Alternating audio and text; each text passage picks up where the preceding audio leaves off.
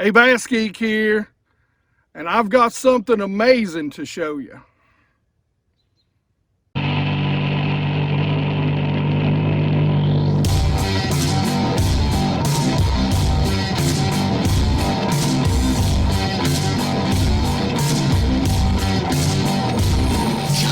All right, guys, so we got a quick unboxing here for you today. Some really cool spring baits that have really been paying off for me. By the way, I don't know if it'll be before or after this. There's some really cool kind of what's hot for me this spring, and it'll be covering some of these particular baits.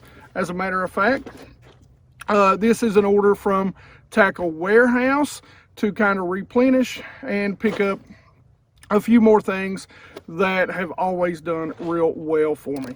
So let's start with this, and then I've got some subscriber mail and something that somebody has done for me, that little bass turd done for me. And guys, it's amazing. I mean, it is amazing, and I can't wait to share that with you. Can't wait to get it put up in my bass cave or the BassGeek headquarters. All right, guys, let's pop this open and start. Now, one of the things that's really been paying off for me this year during the spring has been lipless crankbaits, or hard baits altogether. Now, there is a time when the hard bait bite tends to go away and you start going into that soft plastic bite, which is about right now, actually a little bit past it. But this is an order that I put in before the Norris video. Unfortunately, it didn't make it to me in time. But one of the things that it's an awesome little bait on Norris, and you'll see it is the SPro. So this is the SPro. This is a Little John 45. This thing goes 8 to 10 feet deep. I throw it on 10-pound test line a lot of times, so I can get it down to that 10-foot depth marker and just a little bit deeper, to be perfectly honest with you. But it's a compact profile, good mid-depth range, and that is in their spring crawl, is what that's in. So that is a great little color, and I picked up a few of those, but I also picked up some that are a little bit bigger. This is the 50, the Little John's, the SPro Little John MD 50, and you can tell it's a little bigger body, but it runs about the same depth. It is a 7 to 9 foot diver. And again, I picked up several of those. It's just a really great color. You know, guys always talk to me about red in the spring, and I'll be honest with you, a lot of times red, to me, in the spring, it's not so much about the crayfish or that color as it is about the stain in the water. I think, you know, bass are cold-blooded. I think just like every organ in their body, it takes a while for their eyes to warm up and see as clear as they can, you know, their senses to kind of come around. And I think that red is just something that stands out. And it's also something that stands out in dirtier water. And I think that's a big key, because in spring, at least where I live, they're fluctuating the lakes a lot. So those lakes are generally not as clear as they are late spring, early summer, and even later into the summer. Here's another one of the 45s. To be honest with you, I don't even know how many of these I picked up. I did pick up 3 of the 45s. But now, talking about that color, we get into that spring crawl color, that sort of orange. Well, if you look around a lot of the banks, and I can see one, I know you guys can't see it, but it's right over there. It's got, a lot of the banks around here have that kind of orange color, that orange dirt or mud color to them. And a crawfish generally is going to live on the bottom, so it's going to blend in. So it's going to have a little bit of that orange, maybe a little bit of brown to it. And so that, for me, is a great color to match the bottom. When I'm really matching, you know, when I'm throwing a crankbait, unless I know they're around a lot of shad, one of the things I'm going to do is try and match the bottom color. Now we get into another bait that has been big for me this year. And I got a little low. If you guys watch the Norris practice videos, guys, make sure you're watching those practice videos. And if you've got questions about why I'm fishing in a spot, why I'm doing a certain thing, man, make sure you ask.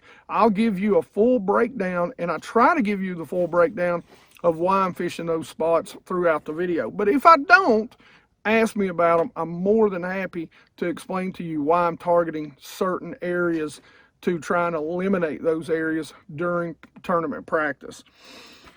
One of the things that you've seen, and this is one of my favorite, and I know it's a lot of people's favorite, and that's the Strike King Red Eye Shad. Now, you've seen us catch several on white colors. You know, a lot of people, we heard coming into the lake that they were catching a lot on those reds, but we found areas where bass were chasing shad, and we caught a couple on a red eye shad. I don't remember, like a chili craw or something. It's one of the reds, Delta Reds, something like that. But they were really just swiping at it, just getting the back hook. So, you know, a lot of times when you're catching them, you've got to pay attention, because you can start missing a lot of fish. And what I did is I picked up that color right there, and what ended up happening was they had it, they ate it. I mean, it was crossways in their mouth. They had multiple hooks as opposed to one hook, and or hooks in the head where they just slapped at it. So I did pick up a couple of those, and those are the 1/2 ounces, which is generally my go-to, the 1/2 ounce size. I did pick up some of the 2-tap. I will tell you, the 2-tap I like a little bit later in the spring in warmer water. Kind of a one-knocker sound, that tungsten 2-tap. Picked up a couple of those. And, you can't beat, I picked up a 2-tap in the natural shad, because a lot of times you can get around some clear water if you get a nice steady rain that's not just washing everything out. A lot of times you can find some clear runoff, and that red eye shad, again in the 2-tap, is a great pickup. Now, I will tell you, I don't have it with me. I believe it's in a box in my truck right now. But I did pick up some Lucky Crafts, and guys, we're really going to talk about these Lucky Crafts. I'm going to have a video come out on how I use different types of lipless crankbaits. But I picked up some of Lucky Crafts, the LV 1/2 ounce again, sinking. This is the crawl, just says 2 crawl. Anyway, but a nice red to orange crawl, good looking color. Now, I did pick up 2 others. One was kind of their version of a sexy shad. I don't remember what color that is. And of course, this is the Aurora Black. I also picked up the one that's clear. What is the name of that color? It's something minnow, but it's a clear color, which is a great color when you get in some clear lakes, like we're sitting on Top Secret Lake P right now, and this lake has already cleared up about 3 or 4 foot, and we're right down by the dam. This is actually the spillway that you're seeing. But those, and I'll put pictures of those, even though I don't have them in hand, up here so you can see what they look like. And again, guys, links in the description for all of these. I don't have affiliate links to most of these, so they're just out there to help you guys go and find these baits. But Tail Tackle Warehouse, they should give me some affiliate links to help keep the channel and help ordering cool new baits and getting out here and testing them out and talking to you about them. And I really don't care. I appreciate your all's support. That's more important than anything. All right. This is the coolest thing I have ever been sent. His handle name is Little Bass Turd, so if you see him out there commenting on things, make sure you tell him how impressive this is. This is mind-blowing, and I cannot wait to hang it up in my room. I've been so busy that he sent this to me actually a little while ago, but I didn't want to hang it until I really talked about it, and I told him how much I appreciate what had to be an amazing amount of work going into this.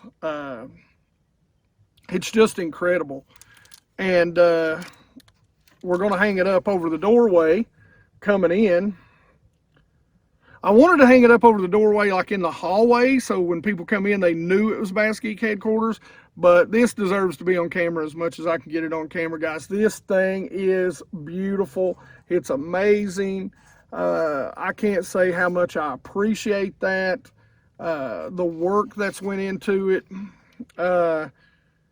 I was so excited. He had told me that he had sent me something, and I was so excited. I don't get a lot of stuff like this, you know, and not that I want it. You guys, man, y'all spend your time, you know, fishing, you know, but this means a lot to me. This means a whole lot to me, and it's going to be a beautiful addition to the BassGeek headquarters. It's incredible. So thank you very, very, very much. I can't tell you how much I really can't tell you how much this means to me, and I've showed it to so many members of my family and my friends, and they're so impressed with it. I mean, that's a great job. That's a great job. I hate having it out here. Don't worry, I've been very, very easy with it. And I've kept it protected, but it's pretty cool, man, and can't say thank you enough. All right, guys, that is it. Short and sweet and to the point today. Just a little unboxing, but guys, be sure you're going out watching these tournament videos. Listen, it's not just tournament videos. It's really talking about how to break down lakes, the types of banks to look for, and what baits to throw on them. And even you guys from the bank can learn from that. If you're fishing a pond, or you're fishing a river, or if you're fishing a bank from a front on a lake, you can learn how to pinpoint these types of banks, these types of cover and structure on these banks, and learn how to fish them. So it's a good series, and I'm going to get better at giving you what you want in the series. Make sure as you're watching them, you comment saying, hey, a little more of this, a little less of that, you know, whatever you can come up with. Guys, you know, I just want to help you. And so by, you know, letting me know what's good and what maybe I need a little more of is only going to help me help you guys get better at finding fish. All right, as always, guys, questions, comments in the comment section below. You guys know I love to talk fishing with you. And by the way, I just met 2 subscribers up there, and dang it, I didn't ask them to be on camera. Guys, I am super sorry.